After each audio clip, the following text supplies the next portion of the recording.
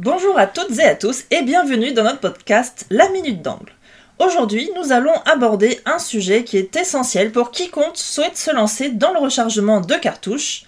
Quel matériel pour bien débuter? Que vous soyez novice ou simplement curieux, restez avec nous, on va tout décortiquer ensemble. Ravi de te retrouver pour parler de ce vaste sujet. Alors pour celles et ceux qui préfèrent les vidéos, vous avez déjà en ligne plusieurs vidéos sur le sujet, que ce soit le choix d'une presse, des outils, le réglage, ainsi que tout le matériel pour débuter. Et on continue ici dans ce podcast que vous pouvez écouter partout de chez vous, sur la route, pour aller au stand. Donc ce sujet, c'est une question qui revient assez souvent et qui est vraiment crucial de bien se poser la question pour éviter des erreurs et notamment souvent acheter du matériel cher ou des choses qui ne vous serviront à rien. Donc on va commencer sur cette première partie, c'est bien définir votre besoin de rechargement.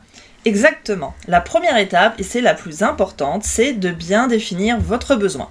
On ne s'équipe pas de la même manière si on recharge pour une arme de poing ou une arme longue par exemple. Donc, tout à fait, il faut se poser les bonnes questions, comme pour tout. Pour quelle arme vous souhaitez recharger? Est-ce que c'est des armes de poing? Est-ce que c'est des armes longues? Est-ce que c'est pour les deux? Surtout, quelle quantité vous imaginez faire de cartouches? Est-ce que c'est 50 par semaine ou est-ce que ce sera 2000?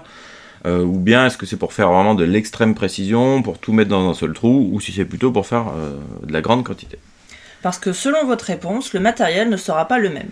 Si vous tirez beaucoup à l'arme de poing et vous voulez produire un certain volume, une presse multistation sera plus adaptée, avec de nombreux outils et des composants standards. Alors que si votre objectif c'est la précision ultime, par exemple pour du bench rest, vous orientez plutôt vers une presse monostation, des outils plutôt match, des mesures très précises, des composants de très haute qualité, et voir si vous rechargez des calibres rares, même pour le débuter tranquillement, la monostation c'est généralement votre meilleur ami. En partie 2, on a l'espace de travail. Une fois que vous avez défini votre besoin, parlons de l'espace de travail. C'est souvent sous-estimé, mais en fait c'est fondamental pour travailler confortablement et en sécurité. Il faut de la place pour recharger et pour stocker. Ouais, il vous faut pas mal de place, c'est hyper important, notamment d'avoir aussi un bel établi, quelque chose de solide, un bon plan de travail. Croyez-moi, on a vite fait de se sentir à l'étroit avec tout le matériel et tous les composants. Faut aussi prévoir de très nombreux rangements pour les outils, les composants bien étiquetés, donc important d'avoir un bel espace de travail dédié. Et un point crucial, c'est la température et l'humidité qui doivent être contrôlées. La poudre, les amorces, tout ça en fait c'est sensible aux variations. Un environnement stable est gage de régularité et de sécurité. Et n'oubliez pas aussi le temps consacré au rechargement. C'est un loisir qui est vraiment très plaisant mais qui prend énormément de temps. Généralement recharger une cinquantaine de cartouches d'armes de poing ça prend à peu près 1 heure, ou alors c'est 20 cartouches d'armes longues, donc il faut vraiment être prêt à consacrer le temps nécessaire et prévoir ça en conséquence. Donc la troisième partie, le matériel de mesure, même à acheter avant votre presse. Donc passons au matériel de mesure, qui est indispensable pour assurer la précision et la sécurité de vos rechargements. Le trio de base c'est vraiment le pied à coulisse en premier, déjà mesurez toutes vos dimensions, vos longueurs, tout ce qui est balance pour la poudre notamment, et en plus pourquoi pas des jauges qui peuvent vous servir à affiner vos mesures de précision. Le pied à coulisse, ça peut être soit un vernier sans pile si vous voulez le plus robuste, ou digital, moi c'est ma préférence, comme ça vous pouvez jongler entre les différentes unités. Pour la balance, vous avez le choix entre la balance à fléau, qui n'a pas besoin de pile, ou la balance digitale, plus moderne et qui offre également plusieurs unités et un compteur, mais c'est sensible à la météo.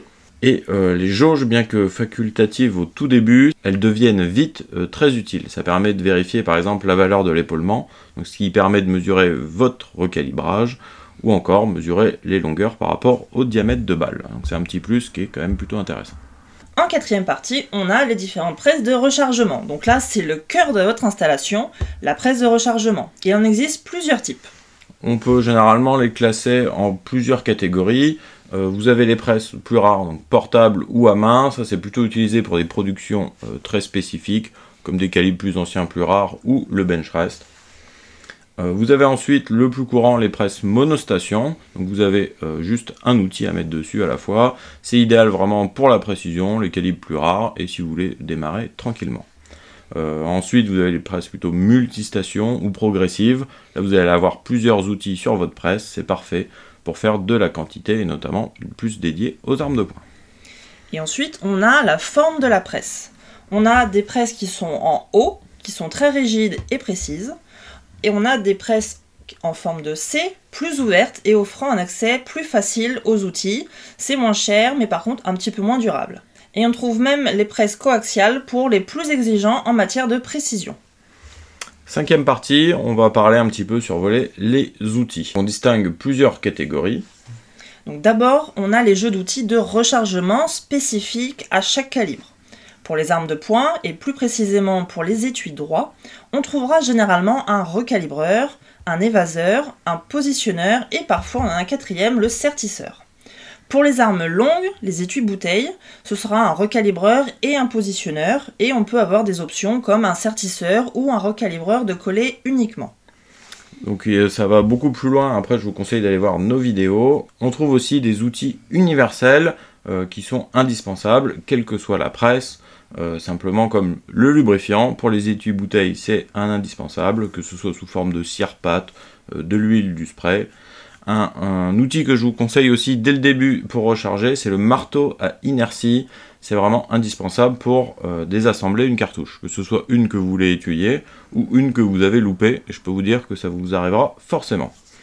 Ensuite, vous avez tout ce qui est case trimmer, ou en tout cas outils pour raccourcir les étuis, les douilles, c'est vraiment nécessaire. Sur certains calibres, ça s'allonge beaucoup, donc il faut les couper et maintenir une longueur parfaite. Et pour le confort, ou les petits plus comme on dit, on a d'autres outils. On a le plateau de rechargement pour éviter de renverser la poudre et suivre vos lots. Donc soit vous pouvez les acheter tout faits, ou vous pouvez même vous en imprimer en 3D si vous avez une imprimante. On a les outils de préparation des étuis, donc des petits outils à main comme les bavureurs ou le rectificateur de logement d'amorce.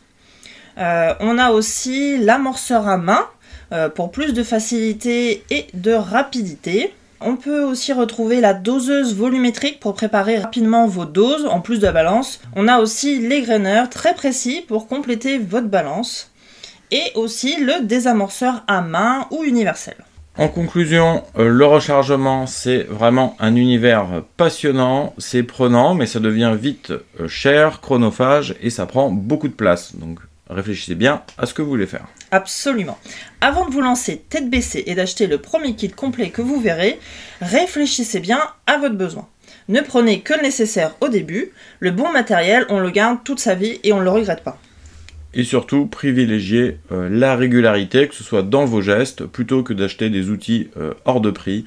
Une presse de rechargement, comme disait Colline, ça vous accompagne toute votre vie. Choisissez-la bien et faites-vous plaisir aussi, c'est important.